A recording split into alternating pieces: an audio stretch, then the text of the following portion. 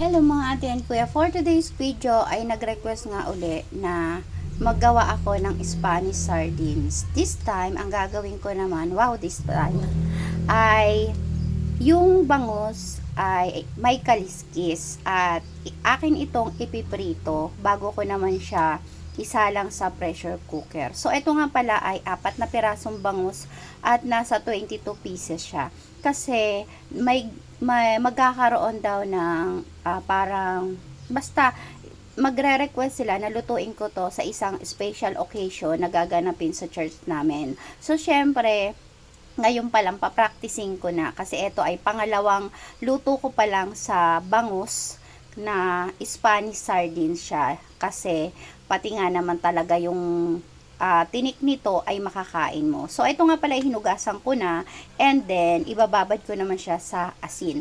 Ito ay dinamihan ko na para estimated ko kung ilang peraso yung magagawa sa ilang bangus kasi siguro mga nasa 50 sila or 60, ganyan. So, para estimated ko na kung ilang bangus yung aking magagawa. So, abangan nyo yan. At ngayon, ang gagawin ko dito ay ibababad ko siya sa asin. Ganun naman talaga yung unang pangalawang procedure. So, una, syempre, lilinisin mo yung bangus. Nakailang linis ko na yan at tinanggal ko yung mga dugo-dugo niyan. Tapos, magtutunaw ka ng asin sa isang lalagyan na kasya sila.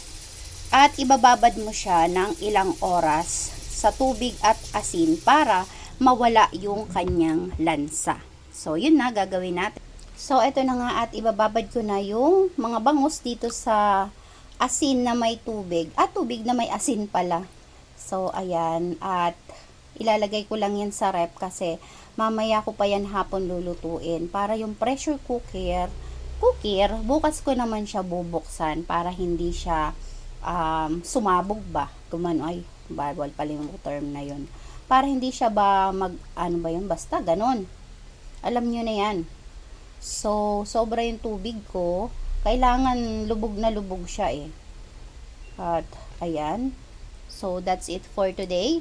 Ibababad ko siya ng ilang oras at mamaya ko na siya lulutuin ulit. To be continue na lang tayo mamaya. So, yun yung pangalawang process na paggawa sa Spanish sardines. O, hugasan, linisin ng bangus, and then ibabad siya sa tubig na may asin. Ibabad siya ng 12 hours, mas ganon, or kung nagmamadali ka naman, 6 hours, mga ganyan.